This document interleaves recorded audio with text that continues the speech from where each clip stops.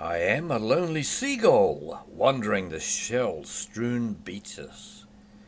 With no hands to wave to mates, I give them lots of screeches. I thought one day that for a bit of a lark, I'd oil my wings and fly down to Napier's McLean Park to see the blackcaps playing a game of cricket and see the English stumped and lose a wicket. When I land on the edge of the field for a gawk and a rest, one has to stay alert or else cop a ball in the breast. Those batters love to hit boundaries to raise the score quickly. And I'm sure they aim for me because I look small and sickly. After a few close calls, I get the pip and fly off to the local rubbish tip, where there's always a tasty treat.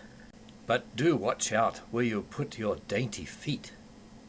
The other day I didn't look and trod into a lady's shoe, which unfortunately was filled with some sticky goo.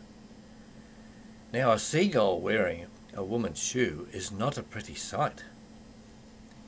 And as I tottered around like a drunk, I felt that it could interfere with my flight. I found a bucket of water and did a slam dunk. With lots of kicking and splashing about, I was somehow able to get my sticky foot out.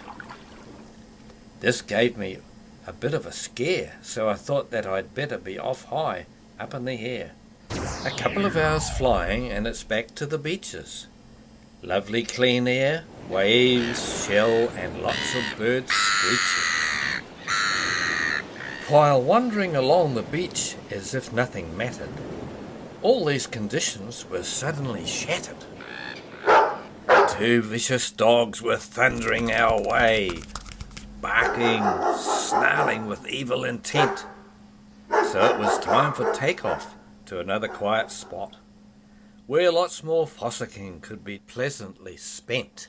Some of us find that there's not many good snacks by the local pub, but there's lots of nice ladies giving us treats from the Blockhouse Bay Walking Club.